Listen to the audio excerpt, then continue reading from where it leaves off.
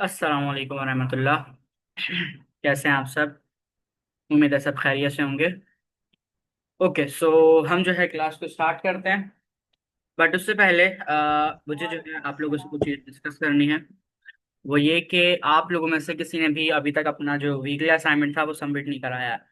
देखिए, अब उसके दो रीजंस हो सकते हैं। एक तो ये कि आप लोगों को समझ में नहीं आया हो। दूसरा ये कि आप लोगों ने जो है उसको ट्राई नहीं किया हो बनाने के लिए।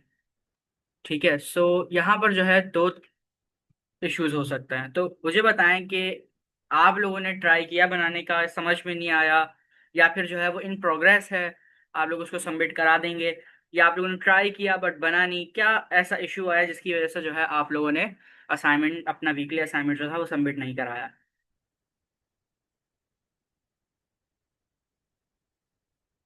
इन प्रोग्रेस, ठीक है। गुफरान कह रहे हैं इन प्रोग्रेस। अच्छा गुफरान, कितना टाइम लगेगा आपको, मजीद आपको चाहिए? ठीक है। अच्छा देखिए, बनाने के बाद, अगली बात बनाने के बाद उसको ग्रुप में शेयर करना था। आई नो आपने मुझसे पूछा था और आपने बना लिया था। बट उसको ग्रुप में शेयर करें ताकि हमारे पास एक प्रूफ हो कि आपने जो है वो बना लिया था। अब मुझे, आपने मुझसे पूछा, मैंने आपको गाइड किया, बट मुझे ये नहीं पता था कि आपने कंफर्म जो है उसको कंप्लीट कर लिया। ओके। जी अब्दुल मुइस और बाकी स्टूडेंट, अच्छा जो इसको रिकॉर्डिंग जो है वो यूट्यूब से देख रहा है और यूट्यूब से जो है अभी रिपीट में देख रहा है क्लास को। सो वो जो है मुझे कमेंट सेक्शन में बताया कि आप लोगों ने अभी तक असाइनमेंट क्यों नहीं बनाया और क्यों सबमिट नहीं कराया। ठीक है, सो मैं एक दिन और दे रहा हूँ आप लोगों को। I also made it, that's really good. But उसको जो है आप लोगों ने कंप्लीट करके ग्रुप में सबमिट करना है। मैंने सबमिशन की भी शायद डिटेल जो है वो दी थी कि कैसे करना है। बट अगर किसी को नहीं याद तो मैं बता देता हूँ कि कैसे जो है आप लोगों ने सबमिट कराना है। आपने सिंपल क्या करना है, अपनी लिंक्डइन की जो प्रोफाइल है उसको शेयर करना है। और दूसरा जो है आप लोगों ने जब उसको शेयर कर लें तो उसके साथ आप लोग अपने जितने भी फ्रेंड्स हैं, मतलब फ्रेंड्स क्लास फेलो हैं, उन सबको जो है आप लोगों ने अब कनेक्ट करना है। अच्छा, लिंक्डइन के बारे में हम मजीद देखेंगे आगे आने वाली क्लासेस के अंदर, और उसको जो है हम मजीद एक्सप्लोर करेंगे, क्योंकि लिंक्डइन एक ऐसा प्लेटफॉर्म है जिसकी मदद से हम जो है अपने काम को मार्केट करते हैं और हम जो है शोकेस करते हैं कि हमें ये सारी चीज़ें बनानी आती हैं। ओके, सो अब जो है हम आगे चलते हैं। जैसा कि आप सबको पता है कि आज वाली क्लास हमारी जो है अच्छा, हमारे पास ये ऑलरेडी रिकॉर्ड हो रहा है। तो जो स्टूडेंट भी रिकॉर्ड करने की ट्राई कर रहा है वो नहीं करे, क्योंकि ये हमारे पास रिकॉर्ड हो रही है और ये यूट्यूब पर अपलोड हो जाएगी। ठीक है। ओके, सो जैसा कि आप सबको लास्ट वीक हमने बता दिया था कि आज वाली क्लास हमारी जो है, मतलब नेक्स्ट वीक से, लास्ट वीक मैंने बताया था कि नेक्स्ट वीक से हमारा जो है वो स्टार्ट होगा CSS। तो आज वाली क्लास में हम स्टार्ट करेंगे CSS को। और CSS क्या होती है, CSS को कैसे अप्लाई करते हैं, सिलेक्टर्स क्या होते हैं, कितनी तरह से हम CSS को लिख सकते हैं, ये सारी चीज़ें जो है हम आज वाली क्लास में डिटेल में स्टडी करने जा रहे हैं। ठीक है, तो मैं अपनी स्क्रीन शेयर कर देता हूँ आप लोगों के साथ।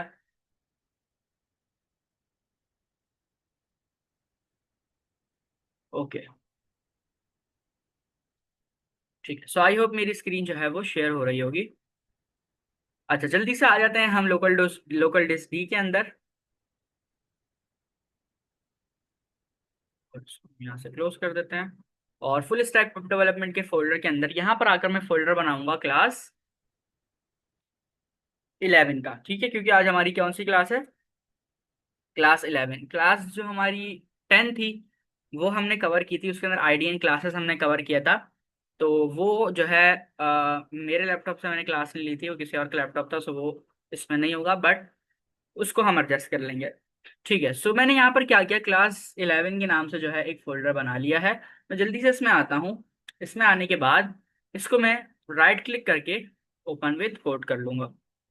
ठीक है, ओपन विथ कोड जो है मैंने इसको कर लिया। अब क्या होगा कि ये वाला जो फोल्डर है ये मेरा ओपन हो जाएगा VS कोड के अंदर। सबसे पहला काम हम लोग जो हमेशा करते हैं, हम एक HTML की फाइल बनाएंगे। कैसे बनाएंगे? सिंपल, मैं लिखूंगा index.html। अच्छा, अब हमारा, जैसे मैंने बताया कि आज हमारी पहली क्लास है CSS की, तो CSS होता क्या है? जब हमारा कोर्स स्टार्ट हो रहा था उस टाइम पे हमने जो है CSS को थोड़ा सा देखा था कि CSS हमारे पास यूज होता है स्टाइलिंग के लिए। ठीक है, CSS stands for cascading style sheet. अच्छा, ये चीज याद होनी चाहिए आप लोगों को। CSS stands for cascading style sheet सबने एक दफा जो है भी मेरे साथ रिपीट करना है। घर पे रिपीट करना है बट करें ताकि ये याद हो जाए। CSS stands for cascading style sheet. ठीक है। ओके। तो मैं यहाँ पर आता हूँ, जल्दी से बॉयलर प्लेट लगाता हूँ। एक सेकेंड। यहाँ पर आकर मैं जल्दी से बॉयलर प्लेट लगाता हूँ, तो मेरे पास जो है ये 11 लाइनों का जो कोड है वो बनकर यहाँ पर तैयार हो गया। अच्छा, अब जल्दी से मैं यहाँ पर जो है आज की क्लास हमारी इंट्रोडक्शन की है, बस इंट्रोडक्शन टू CSS, तो मैं यहाँ पर लिख लेता हूँ इंट्रोडक्शन टू CSS। अच्छा, अब जो है हमारे पास CSS होता क्या है हमने देख लिया। इसकी एग्जाम्पल भी ले लेते हैं, CSS की एक एग्जाम्पल ले लेते हैं। सिंपल एग्जाम्पल लेते हैं। हमने स्टार्ट में मैंने आप लोगों को एक एग्जाम्पल बताई थी। एक एग्जाम्पल ये बताई थी कि आप जो है अपनी ह्यूमन बॉडी की एग्जाम्पल लें, कि आप लोगों को जो स्ट्रक्चर है लाइक बोन्स वगैरह, ये सारी जो है आप लोगों की HTML कहलाएंगी। उसके बाद जो आप लोगों का स्किन कलर है, आप लोगों का स्किन टाइप है, आप लोगों की जितनी भी स्टाइलिंग है, वो सारी के सारी आप समझ लेंगे CSS से हुई भी। और जो आप लोगों का ब्रेन है जिसकी मदद से आप सारे एक्शंस परफॉर्म कर रहे हैं, सारी फंक्शनलिटीज आप के अंदर है कि आप जो है हाथ को मूव कर पा रहे हैं, आप इधर उधर देख पा रहे हैं, आप सोच पा रहे हैं, ये सारी चीजें कहाँ से आ रही हैं? ये सारी की सारी चीजें जावास्क्रिप्ट से आ रही हैं। बट जावास्क्रिप्ट अभी हमारा टॉपिक नहीं है, सो हम उसको आगे डिस्कस करेंगे। ठीक है। सो CSS का हमने देखा था कि किस लिए यूज होती है, स्टाइलिंग के लिए, कलर वगैरह चूज करने के लिए, और सारा का सारा काम करने के लिए। क्योंकि HTML जो बनी थी, HTML स्टार्ट से सिर्फ और सिर्फ उसका काम ये था कि वो एक वेबसाइट का स्ट्रक्चर बनाकर तैयार करे, जिसमें टेक्स्ट, हेडिंग्स, पैराग्राफ्स वगैरह आते हैं। सिंपल स्ट्रक्चर बनाना HTML का काम था। उसके बाद जितना भी काम संभाला था वो सारा का सारा काम संभालना था CSS ने। तो CSS ने उस काम को जो है अपने सर लिया, और सारा स्टाइलिंग का काम CSS ने खुद करा। ठीक है। सो मैं यहाँ पर आता हूँ, जल्दी से एक हेडिंग लगा लेता हूँ। और हेडिंग के अंदर जो है हम यहाँ पर जो है इंट्रोडक्शन टू CSS ही लिख लेते हैं। Introduction to CSS।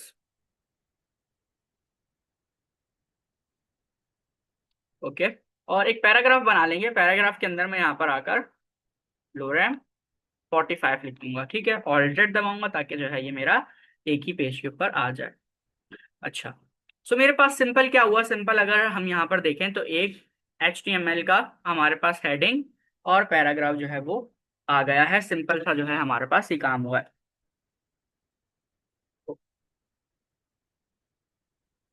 एक सेकंड मुझे दिएगा।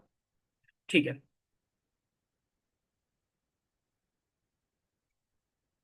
इसको हम क्या काम करते हैं कि इसको हम जो है ओपन इन ब्राउजर कर लेते हैं, और ये हमारा जो है वो ब्राउजर में ओपन हो जाएगा। अच्छा, एक सेकंड। ये मेरे सेकंड ब्राउजर में ओपन हो गया। सो मैं यहाँ पर आता हूँ, और हम ब्राउजर ओपन करते हैं अपना, और उसके अंदर जो है हम इसको लेकर आते हैं। ठीक है। सो मेरा ब्राउजर जो है वो आ गया है। सिंपल इसको हम यहाँ पर ओपन कर देंगे। ठीक है। सो हमारे पास जो है यहाँ पर ये आ गया, और सेकंड वाले को ओपन करते हैं।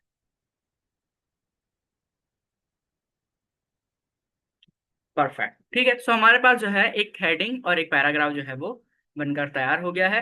अब हमें क्या करना है, अब हमें इसको स्टाइल करना है। स्टाइल करने के लिए सबसे जो इंपॉर्टेंट टॉपिक अभी हम कवर करने जा रहे हैं वो है सिलेक्टर्स का। अच्छा, अब आप लोगों ने करना क्या है, आप लोगों ने हेड टैग के अंदर रहते हुए यहाँ पर हेड टैग के अंदर आकर आपने एक स्टाइल टैग लगाना है। ठीक है। इस स्टाइल टैग के अंदर आप जो भी कोड करेंगे वो सारा का सारा आप लोगों का CSS का कोड कहलाएगा। मैंने क्या किया, मैं दोबारा बताता हूँ। मैं आया, टाइटल के बाद मैंने यहाँ पर आकर एंटर किया, मतलब कि मैं हेड टैग के अंदर था। ठीक है। मैं किसके अंदर हूँ, मैं हेड टैग के अंदर हूँ। यहाँ पर देखें हेड टैग का जो क्लोज हो रहा है वो लाइन नंबर 8 के ऊपर है, बट मैं यहाँ पर लाइन नंबर 7 के ऊपर आकर एक स्टाइल टैग लगा रहा हूँ। स्टूडेंट्स क्या गलती करते हैं, जो बिगनर्स होते हैं, वो बॉडी के अंदर आके यहाँ पर स्टाइल टैग लगा लेते हैं कुछ इस तरह से। आप लोगों ने यूं नहीं करना, आप लोगों ने जो है वो हेड टैग के अंदर रहते हुए ही स्टाइल टैग लगाना है कुछ इस तरह से। ठीक है। Style tag. अब यहाँ पर आकर आप लोगों का जो काम होगा, जो आप लोगों ने काम करना है वो करना है सिलेक्टर्स। अब सिलेक्टर्स क्या होते हैं, सिलेक्टर्स का कॉन्सेप्ट ये है कि आपका जो जो भी टैग है उसको सिलेक्ट करना। अब सिलेक्ट कैसे करते हैं, सिलेक्ट सिंपल हम करते हैं टैग के नेम से। जैसे मैं यहाँ पर H1 को सिलेक्ट करता हूँ, और यहाँ पर आकर इसको मैं कलर दे देता हूँ। ठीक है। कलर मैं इसको दे देता हूँ, कलर इसको हम दे देते हैं। मैंने यहाँ पर कलर लिखा। जैसे ही मैं कलर लिखता हूँ, अच्छा मैं सिंपल CO लिखता हूँ, तो मेरे पास देखिए कितनी सारी जो है वो प्रॉपर्टीज आ रही हैं। बट मैं यहाँ पर क्या सेट सजेस्ट करूंगा, क्या मतलब सेलेक्ट करूंगा, मैं यहाँ पर सेलेक्ट करूंगा कलर को। कलर को जैसे ही मैं सेलेक्ट करूंगा मेरे पास बेतहाशा यहाँ पर कलर्स के ऑप्शन आ जाएंगे। अभी फिलहाल के लिए मैं यहाँ पर कर देता हूँ, इसको कलर देते हैं रेड। ठीक है, मैंने सिंपल इसको रेड कलर दे दिया। तो अब जब मैं यहाँ पर आता हूँ तो देखिए मेरे पास जो है वो जो हेडिंग थी उसके ऊपर रेड कलर उसको मिल गया है। अच्छा, अच्छा रेड कलर बहुत ज्यादा बुरा लग रहा है, सो मैं इसको कलर दे देता हूँ एक्वा। ठीक है, एक्वा कलर दे देते हैं। तो अब जो है हमारे पास ये कुछ बेटर हो गया है। अच्छा, अब हमने इसको एक्वा कलर दे दिया, हमारे पास जो है एक और प्रॉपर्टी आती है। अच्छा, अब यहाँ पर जो है हमने अभी तक क्या पढ़ा, अभी तक हमने सिर्फ और सिर्फ कॉन्सेप्ट पढ़ा है सिलेक्टर का। अगर मैं यहाँ पर आकर जो है वो देखूं तो मेरे पास सिर्फ हेडिंग को जो है वो कलर मिला है, हमें पैराग्राफ को कलर नहीं मिला। ऐसा क्यों हुआ, क्योंकि हमने जो सिलेक्ट किया वो क्या था, वो सिर्फ और सिर्फ हेडर था, मतलब H1 था। अगर मैं यहाँ पे एक H2 भी लगा दूं तो भी जो है वो उसको, अगर मैं यहाँ पे H2 लगा दूं और मैं लिख देता हूँ सिंपल यहाँ पर दिस इज H2, तो मैं अगर यहाँ पर H2 भी लगा दूं तो यहाँ पर देखें कि उसको भी हमारे पास कलर नहीं मिला। क्यों कलर नहीं मिला, इसलिए कलर नहीं मिला क्योंकि हमने जो सिलेक्ट किया था वो क्या था, वो H1 था। तो ये कॉन्सेप्ट है सिलेक्टर का कि आप जिस चीज को सिलेक्ट करते हैं आपके पास उसी को वो वाली प्रॉपर्टीज मिलती हैं जो आपने यहाँ पर इसको दी हैं। अच्छा, अब यहाँ पर जो है जो कॉन्सेप्ट मैंने आप लोगों को डिलीवर करना है, बेसिकली समझाना है, वो ये है कि आपने जो भी काम करना है, आपने क्या करना है, सबसे पहले आना है उस टैग का आपने सिलेक्टर लगाना है। जैसे अब मैं चाह रहा हूँ कि भाई पैराग्राफ को भी जो है वो कलर मिले या पैराग्राफ को जो है बैकग्राउंड कलर मिले, तो मैं क्या करूंगा, मैं पैराग्राफ को सिलेक्ट करूंगा। सिलेक्ट करने के लिए पी पी लिखूंगा, पी लिखने के बाद करली ब्रैकेट्स लगाऊंगा। ठीक है, इस करली ब्रैकेट्स के अंदर मैं जो भी काम करूंगा वो कहलाएंगी मेरी प्रॉपर्टीज। जैसे मैं यहाँ पर कलर लिखता हूँ, मैंने कलर लिखा तो मेरी ये क्या कहला रही है, ये प्रॉपर्टी कहला रही है मेरी। ठीक है, ये प्रॉपर्टी कहला रही है। अब मैं इसको अगर यहाँ पर आकर जो है वो एको कलर दे देता हूँ तो मेरे पास क्या होगा, मेरे पास जो है यहाँ पर इसके पास ये देखें कलर कौन सा आ गया है, कलर इसके पास एक्वा कलर आ गया है। ठीक है, सो मुझे बताएं कि ये जो सिलेक्टर का कॉन्सेप्ट है ये समझ में आया। अच्छा, अगर मुझे दोनों को देना है, लाइक मैं चाह रहा हूँ H1 के पास भी एक्वा कलर आ जाए, तो मैं यूं कर सकता हूँ कि मैं इसको इसको कलर दूं ब्लू, इसको मैं यहाँ पर जो है वो कलर दे देता हूँ ब्लू, और जो पैराग्राफ है उसके पास एक्वा कलर है। सो मेरे पास देखिए यहाँ पर हेडिंग के पास जो है वो ब्लू कलर आ गया, और एक्वा कलर जो है वो किसके पास है, एक्वा कलर मेरे पास पैराग्राफ के पास है। ठीक है, सो कॉन्सेप्ट समझ में आया सिलेक्टर्स का। यस नो पे हम फिर जो है वो आगे चलते हैं। अगर समझ में आ गया है तो यस लिख दें कमेंट्स चैट्स में ताकि मुझे पता चल जाए। यस क्लियर, ओके, सबको क्लियर है। ठीक है, अच्छा अच्छा अब मेरा एक हमारे सवाल है। पास, जी फरहान। अच्छा मेरा सवाल ये है कि फॉर एग्जांपल हमें कलर चेंज करना है, तो हम कलर्स खुद से सजेस्ट करें या फिर हम इन कलर कोड्स को कॉपी करें, जैसे यहाँ पे कोड्स है ना कलर के, मतलब कोड्स को यूज करें या फिर हम चेंज करें बस अपनी मर्जी से। अच्छा, ये जो कलर्स की प्रॉपर्टीज है ना, इस ये एक डिटेल कॉन्सेप्ट है, इसके अंदर हम डिटेल में आगे इसको पढ़ेंगे। जैसे अगर मैं इसके ऊपर होवर कर रहा हूँ तो यहाँ पे एक RGB का कोड आ रहा है। ठीक है, इसके अलावा हमारे पास जो है RGBC होता है, इसके अलावा हमारे पास हेक्सागोन कलर होते हैं, देखें HCL होता है, HEZ होता है। तो ये बहुत सारी जो है प्रॉपर्टीज हैं कलर्स की। तो कलर की प्रॉपर्टीज को हम डिटेल में पढ़ेंगे। अभी चीज़ों को सिंपल रखने के लिए आप लोगों को जो है वो जब आप कलर लिखेंगे तो आप हमें प्रॉपर्टीज यहाँ पे कलर्स की जितनी भी है वो सारी डिफाइन होंगी। ठीक है, तो इसमें से आप कोई भी कलर चूज कर सकते हैं सही सही। अपनी मर्जी से। ठीक है, अगर आप लोगों को कलर ठीक है। चेंज करना है तो आप क्या करेंगे, इसके ऊपर देखिए जहां पर हमारे पास ये कलर का बॉक्स आ रहा है इसके ऊपर आप होवर करेंगे, जैसे ही माउस लेके जाएंगे तो आपके सामने ये ओपन हो जाएगा। आप यहाँ से कोई भी कलर चूज कर सकते हैं, आपको लाइट करना लाइट कर सकते हैं, आपको डार्क करना डार्क कर सकते हैं। सो ये जो है हमारे पास, अगर मुझे लाइक इसको जो है थोड़ा सा ग्रीनिश कलर चाहिए, सो मैं इसको यहाँ पर जो है सेट कर सकता हूँ। ठीक है, यहाँ से मैं कलर का जो भी कलर है वो मैं सेट कर सकता हूँ, यहाँ से मैं उसकी विजिबिलिटी को चेंज कर सकता हूँ कि जितना डार्क करना है उतना डार्क कर सकता हूँ। अगर मुझे फुल डार्क करना है तो मैं कुछ इस तरह से कर सकता हूँ। तो मेरे पास जो है यहाँ पे ऑप्शंस है इसको चेंज करने के, तो मैंने अभी इसको बीच में ला के रखा तो कुछ इस तरह से इसका पास जो है वो कलर आ गया है। ओ, सही। हम्म। ठीक है। अच्छा, एक और प्रॉपर्टी हमारे पास है, लाइक अब हमने इसको कलर, अच्छा आप देखें जैसे ही मैंने इसको कलर चेंज किया तो यहाँ पर कुछ RGB की वैल्यूज आ गई हैं। अब ये RGB की वैल्यू का, RGB stands for red green and blue. आप लोगों को पता होगा अगर एक बेसिक कॉन्सेप्ट के ये तीनों कलर मिलके दुनिया के सारे कलर्स बना सकते हैं।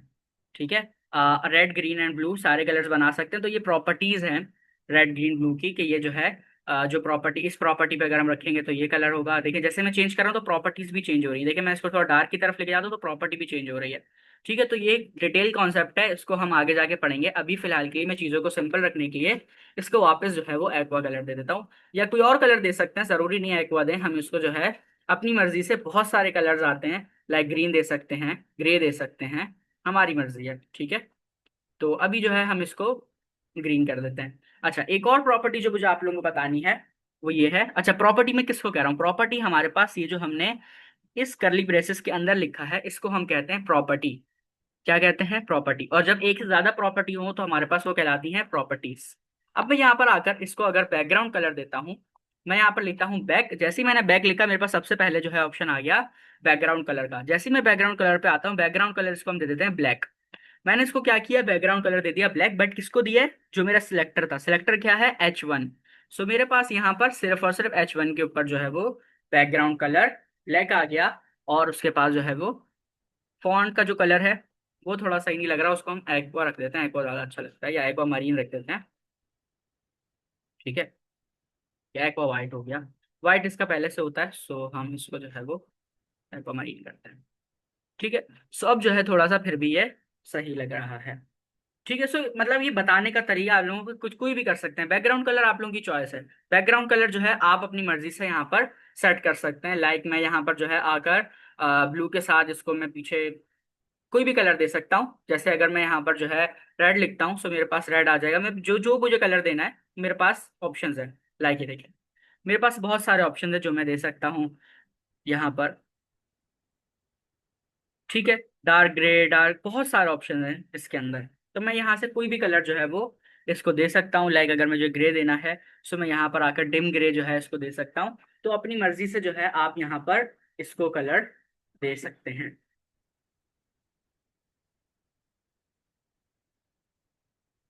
ओके, ठीक है, सो ये हमारे पास जो है कुछ प्रॉपर्टीज थी। हमने दो प्रॉपर्टीज को पढ़ा। और मैं यहाँ पर दोबारा लिखता हूँ बैकग्राउंड कलर, और इसको भी हम कोई बैकग्राउंड कलर दे देते हैं, ये वाला दे देते हैं। ठीक है, अच्छा ये तो नजर ही नहीं आ रहा बिल्कुल, कोई डार्क देते हैं, इसको दे देते हैं ब्राउन। अब बोलेंगे सर की कलर चॉइस इतनी बुरी है, कोई बात नहीं, मैं सिर्फ पढ़ाने के लिए, आप लोगों को बताने के लिए इस तरह के कलर दे रहा हूँ। बट जब हमारे पास जो है एक प्रोफेशनल वेबसाइट बनाते हैं तो पहले उसकी थीम चूज की जाती है, वो सब चीज़ें जो है हम पढ़ेंगे। अच्छा, तो मुझे बताएं कलर की प्रॉपर्टी और जो प्रॉपर्टीज हैं बैकग्राउंड की, कलर की और सिलेक्टर्स, ये तीनों कॉन्सेप्ट क्लियर हो गए। अच्छा, लिखना कैसे, लिखना आप लोगों ने हेड टैग के अंदर आके, ये हमारे पास पहला तरीका है CSS को लिखने का। ठीक है,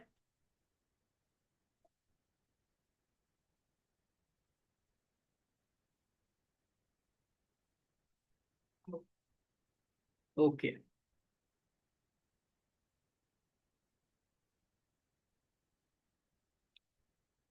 ठीक है, परफेक्ट। अच्छा, अब हमारे पास जो है सबको क्लियर हो गया ये, तो ये हमारे पास एक तरीका था। CSS को लिखने के तीन तरीके होते हैं। कितने तरीके होते हैं, तीन तरीके होते हैं। सबसे पहला इंटरनल CSS, एक्सटर्नल CSS और इनलाइन CSS, ये तीन तरीके हैं CSS को लिखने के।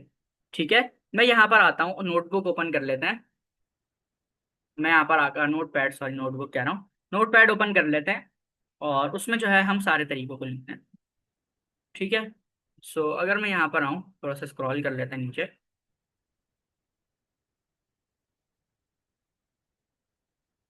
Okay, there are three ways to put the CSS। ठीक है, अच्छा पहला तरीका है हमारे पास इंटरनल CSS, इंटरनल। ठीक है, देन हमारे पास दूसरा तरीका है एक्सटर्नल CSS। तीसरा तरीका हमारे पास है इनलाइन CSS। ठीक है, ये तीन तरीके हमारे पास CSS को लिखने के। ओके, एक्सटर्नल, ठीक है, ये तीन तरीके हैं हमारे पास सीएसएस को लिखने के। अच्छा, अब इसका कॉन्सेप्ट समझ लेते हैं। सीएसएस का जो इसका कॉन्सेप्ट है वो क्या है कि हमारे पास तीन तरीके, जिसमें से हमने एक तरीका देखा। वो कौन सा तरीका है? वो हमारे पास है इंटरनल सीएसएस। इंटरनल सीएसएस हमारे पास वो सीएसएस है जो कि हम जो है स्टाइल टैग लगा के लिखते हैं अपनी फाइल के अंदर। उसको हम क्या कहते हैं? उसको हम कहते हैं इंटरनल सीएसएस। अगर मैं यहाँ पे कमेंट लगाऊं, कमेंट कैसे लगाएंगे? Control plus back slash internal, internal CSS. ठीक है, ये हमारे पास क्या है? ये हमारे पास इंटरनल सीएसएस है। इंटरनल सीएसएस का कॉन्सेप्ट ये है कि हम जो है वो एक ही पेज के अंदर, मतलब एक ही फाइल के अंदर जो है वो स्टाइल टैग लगा के स्टाइलिंग करें। बट इमेजिन करें, अभी तो हमारे पास छोटा कोड है, अभी तो हमारे पास छोटा कोड है। अगर हमारे पास जो है 1000 लाइन के सिर्फ एचटीएमएल का कोड है, सो क्या हम उसी लाइन के, उसी फाइल के अंदर जो है एचटीएमएल की फाइल के अंदर रहते हुए ही क्या हम जो है वो सीएसएस का काम करेंगे? नहीं। क्यों? क्योंकि हमारे पास फिर एक ही फाइल के अंदर इतना ज्यादा डेटा हो जाएगा कि हम लोग खुद कंफ्यूज हो जाएंगे। हमें बार बार जो है वो ऊपर नीचे जाना पड़ेगा, स्क्रॉल करना पड़ेगा, बार बार जाना पड़ेगा और देखना पड़ेगा चीजों को कि जो है हमारे पास सीएसएस कहाँ पे लग रही है, हमारे पास जो है वो कौन सा टैग हमने यूज किया है। सो हमारे पास काफी ज्यादा प्रॉब्लम हो जाएंगे। बट जब हमारे पास छोटा कोड हो, जब हमारे पास जो है एक शॉर्ट वेबसाइट है, लाइक आपने सिर्फ एक पेज की वेबसाइट बनानी है और सिंपल सा कोड लिखना है, तो आप जो है वो इंटरनल सीएसएस का यूज कर सकते हैं। जो कि हमारे पास कुछ ये तरीका है कि आप स्टाइल टैग लगा के उसके अंदर जो है आप कोड कर सकें। ठीक है। बट जैसे मैंने भी बताया कि अगर हमारे पास बहुत ज्यादा लार्ज अमाउंट ऑफ एचटीएमएल है और हमारी फाइल जो है वो काफी बड़ी हो चुकी है, तो जो गुड प्रैक्टिस में आता है वो ये आता है कि आप एक्सटर्नल सीएसएस का यूज करें, जो कि हमारे पास तीसरा तरीका है, एक्सटर्नल सीएसएस। ठीक है, एक्सटर्नल सीएसएस। अब एक्सटर्नल सीएसएस कॉन्सेप्ट क्या है? एक्सटर्नल सीएसएस कॉन्सेप्ट ये है कि आप जो है यहाँ पर एक अलग फाइल बना के, जैसे मैं फाइल बना लेता हूँ style dot C S S. अच्छा, फाइल बनाने के लिए हमें क्या करना पड़ेगा? नाम आप कुछ भी दे सकते हैं, लाइक मैं नाम यहाँ पर नबील भी दे सकता हूँ। ठीक है, बट एक्सटेंशन जो है आप लोगों की हमेशा सेम होनी चाहिए, जो कि यहाँ पर मैं क्या रख रहा हूँ, डॉट सी एस एस। तो एक जो हमारे पास प्रोफेशनल तरीका है, जो हमारी प्रैक्टिस में होना चाहिए, वो होना चाहिए कि फाइल का जो नाम है वो हम style dot C S S रखें। ठीक है, फाइल का जो नाम है वो हम style dot C S S रखें। तो मैंने यहाँ पर क्या किया, मैंने फाइल का जो नाम है, फाइल का जो नाम है वो style dot C S S लिखा और मैंने जो है यहाँ पर एक फाइल बना ली। ये तरीका हमारे पास कौन सा तरीका कहलाएगा? ये तरीका हमारे पास कहलाएगा external way to put the C S S. ये एक्सटर्नल तरीका है हमारे पास सी एस एस को लगाने का। ठीक है। अच्छा, अब यहाँ पर हम सेम काम कर सकते हैं, लाइक मैं यहाँ से अगर इस वाले कोड को पूरे को कमेंट कर दूं, तो अब मेरे पास जो है वो यहाँ पर से हट जाएंगी चीजें। ठीक है, मतलब जो सीएसएस थी वो हट जाएगी। मैंने क्या किया, मैंने स्टाइल वाले टैग को आके यहाँ पे कमेंट कर दिया। तो अब मैं क्या कर सकता हूँ, अब मेरे पास जो सिलेक्टर कॉन्सेप्ट था, लाइक हमारे पास H1 है, H1, H1 को मैं यहाँ पर आकर जो है वो बैकग्राउंड कलर देता हूँ। बैकग्राउंड कलर मैं इसको दे देता हूँ ग्रे या ब्लैक दे देते हैं। और इसको जो कलर दे देता हूँ, कलर इसको मैं दे देता हूँ ग्रे। ठीक है, तो मेरे पास जो है, मुझे बताएं क्या आप लोगों को लगता है कि हमारे पास जो है ये लग जाएगा? अभी मैं आउटपुट पे लेके नहीं जाता आप लोगों को। मुझे पहले बताएं क्या आप लोगों को लग रहा है कि हमारे पास ये जो है वो जो प्रॉपर्टीज हमने अप्लाई की हैं वो लग जाएंगी? यस नो पे जो है आप लोग आंसर दे सकते हैं। नो, वो फ्रंट कह रहे हैं नहीं लगेगी। ठीक है। यस, लग जाएंगी क्योंकि सेम फाइल है, सेम फोल्डर है ना। अच्छा फरहान, आप क्या कह रहे हैं, लग जाएगी? जी, क्योंकि फोल्डर सेम है आई थिंक, अच्छा इसलिए। अच्छा, ठीक है ठीक है। अब्दुल बासित कह रहे हैं लग जाएगी। जी, बाकी स्टूडेंट्स? ठीक है। नो, शिजा भी कह रही नहीं लगेगी। ओके परफेक्ट, तो अभी जाकर देखते हैं हमारे पास ही यहाँ पर नहीं लगी। जी उफरान, आपने सबसे पहले नो कहा था, सो आप थोड़ा सा बैकग्राउंड शेयर करना चाहेंगे कि क्यों नहीं लगी, क्या वजह है या जो हमारे पास जो है वो यहाँ पर सीएसएस अप्लाई नहीं हुई? हमने सिलेक्टर तो सही सेलेक्ट किया, H1 हमारे पास है एचटीएमएल फाइल में, सो क्यों जो है हमारे पास ये सिलेक्ट नहीं हुई? जी उफरान। एक लिंक का टैग आता है, वो लगता है HTML के अंदर, तो फिर वो लिंक हो जाती है फाइल CSS के साथ, बिल्कुल, तभी। परफेक्ट, जबरदस्त। ठीक है। अच्छा, इमेजिन करें कि हमारे पास यहाँ पे एक से ज्यादा एचटीएमएल फाइल्स हैं और सब में जो है H1 का कोड हो रहा है। तो अगर हम लिंक टैग नहीं लगाएंगे तो हमारी जो है वो सीएसएस को कैसे पता चलेगा कि मुझे कौन सी वाली पेज पे जाकर लग रहा है? अभी तो मेरे पास एक इंडेक्स डॉट है, बट अगर फ्यूचर में जाके मेरे पास एक पेज हो about dot H T M L का, ठीक है, जिसके अंदर मेरे पास अबाउट सेक्शन का कोड होगा। तो अब मेरे पास ये भी जो है क्या है, ये भी मेरे पास एक H T M L file है। तो अब सी एस एस फाइल को कैसे पता चलेगा कि मुझे अबाउट वाली फाइल में लगना है जाके, या मुझे एच इंडेक्स वाली फाइल में लगना है। सो इसलिए हमारे पास एक टैग आता है लिंक का, जो कि क्या करता है, जो कि सी एस एस को लिंक करवाता है आपकी फाइल से। वो कहाँ पे लगता है, वो लगता है आपके हेड टैग के अंदर। मैं यहाँ पर आता हूँ, यहाँ पर मैं लिखता हूँ लिंक। जैसे ही मैं लिंक लिखूंगा, मेरे पास तीसरे नंबर पे ऑप्शन आ रहा है कॉलन सी एस एस, ठीक है। सी एस एस के ऊपर मैं जैसे ही क्लिक करूंगा तो मेरे पास दो एट्रीब्यूट आ जाएंगे, ठीक है। मेरे पास क्या होगा, मेरे पास जो है वो दो एट्रीब्यूट आ जाएंगे, जो कि मेरे पास क्या कर रहे हैं, मुझे शो कर रहे हैं दो चीजें।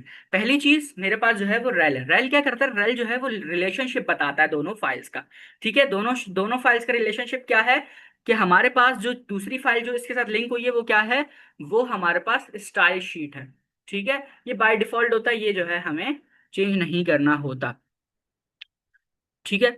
अच्छा, देन हमारे पास आती है एच रेफ। एच रेफ जो है हमारे पास क्या है, एच रेफ हमारे पास यहाँ पे आता है फाइल का नाम। लाइक अभी तो हमारी किस्मत अच्छी थी कि style dot C S S है, बट अगर फाइल का नाम होता, लाइक फाइल का नाम होता main dot C S S, ठीक है, फाइल का नाम होता main dot C S S, तो मैं यहाँ पे क्या लिखता, मैं यहाँ पे लिखता main dot C S S.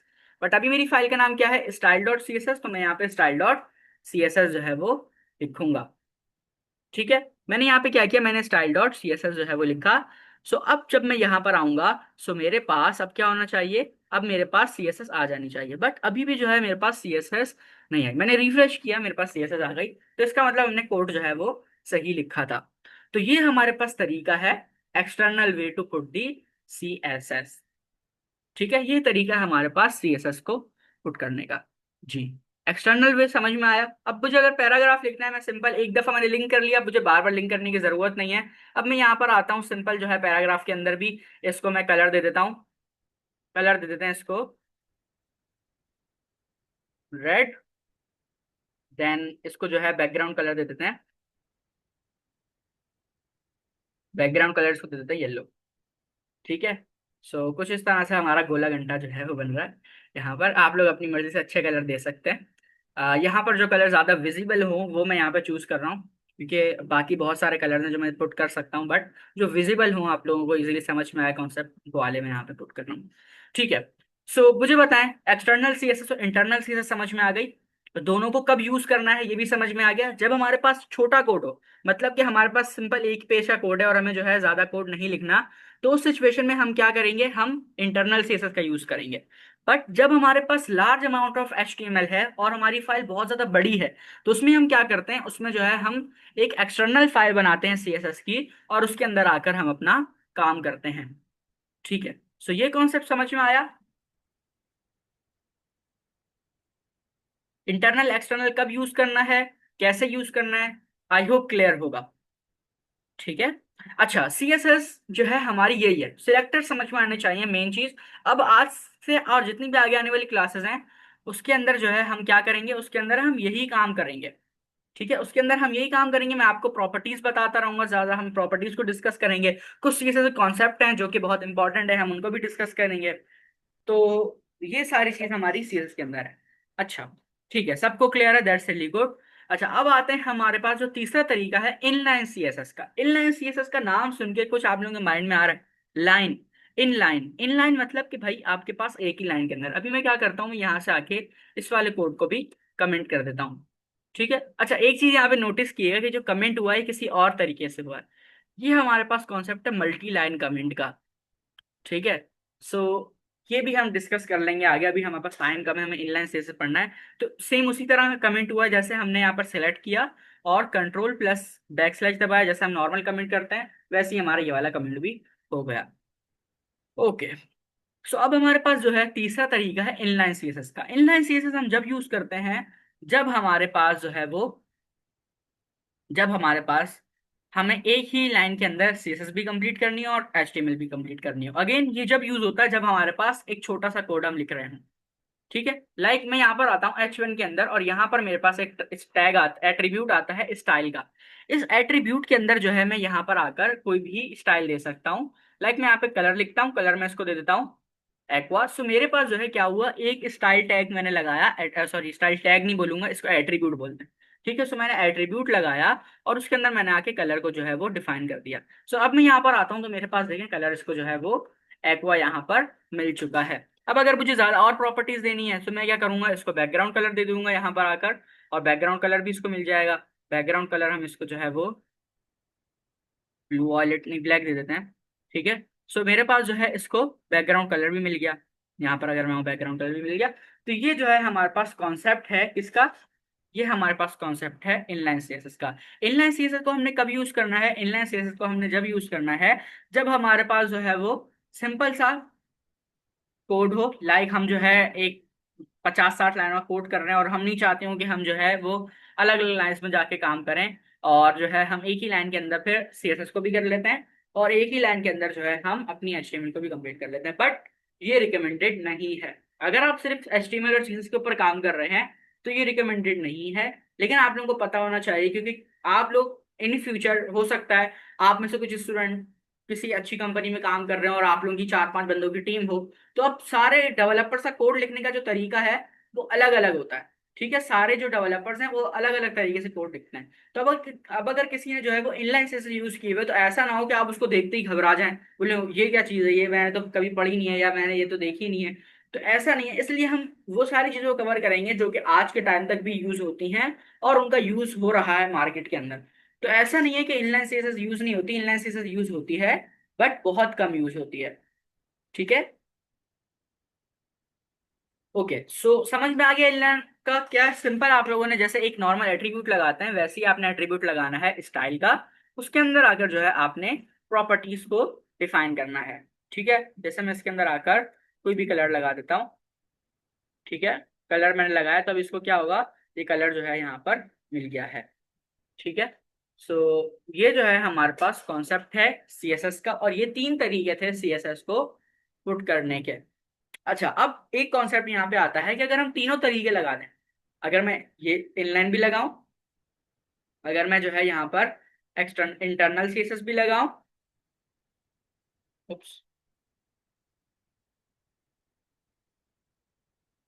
अगर मैं यहाँ पर इंटरनल सीएसएस भी लगाऊं और एक्सटर्नल सीएसएस भी लगाऊं, तो हमारे पास कौन सी सीएसएस जो है वो अप्लाई होगी, हमारे पास अप्लाई होगी इनलाइन सीएसएस। सॉरी, हमारे पास अप्लाई होगी, इसको रिफ्रेश करते हैं। हमारे पास अप्लाई होगी कौन सी सीएसएस, हमारे पास अप्लाई हो रही है यहाँ पर इंटरनल सीएसएस। ठीक है। तो ये हमारे पास एक कॉन्सेप्ट है जिसको हम कवर करेंगे। एक मिनट, नहीं, हमारे पास कौन सी अप्लाई हो रही है, हमारे पास अप्लाई हो रही है एक्सटर्नल।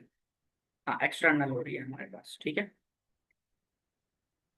उप्स, कंट्रोल एक सेकेंड हुआ है।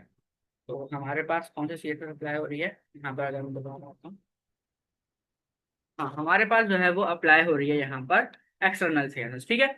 सो ये हमारे पास कॉन्सेप्ट है एक, जिसको हम कल वाली क्लास में कवर करेंगे, क्योंकि डिटेल कॉन्सेप्ट है कि अगर हमारे पास तीनों सीएसएस हैं और तीनों जो है हमारे पास एक साथ टैग में यूज हो रही हैं, तो फर्स्ट प्रायोरिटी किसको मिलेगी, फिर सेकंड किसको मिलेगी और थर्ड किसको मिलेगी। तो ये वाला जो कॉन्सेप्ट है ये कल वाली क्लास में हम कवर करेंगे, और कल वाली क्लास में हम मजीद डीप डाउन जाएंगे सीएसएस के अंदर। और अब से हमारी सीएसएस स्टार्ट हो गई है, तो आगे आने वाली क्लासेस के अंदर अब हम सीएसएस को ही पढ़ रहे होंगे और सीएसएस से ही जो है हम चीज़ों को डिजाइन करेंगे। ठीक है।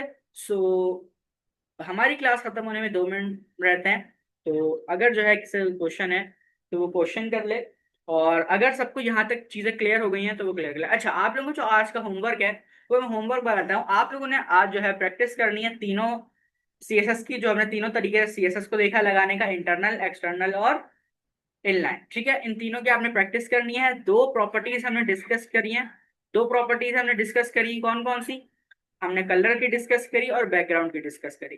तो ये 2 कॉन्सेप्ट है जिनको आप लोगों ने जिसकी प्रैक्टिस करनी है। ठीक है। प्रैक्टिस आप किसी भी तरीके से कर सकते हैं, आप किसी पुराने जो आपने प्रोजेक्ट बनाया हुआ आप उसमें भी कर सकते हैं, अगर न्यू बनाना चाह रहे हैं तो न्यू में भी आप जो है वो कर सकते हैं। एक दफा सब स्टूडेंट जो है वो कमेंट में चैट में क्लियर लिख दें, अगर कोई क्वेश्चन है तो क्वेश्चन कर ले, फिर हम क्लास को एंड करते हैं। हमारी क्लास खत्म होने में 1 मिनट से कम का टाइम रहता है। ओके। जी फरहान, आपको क्लियर है?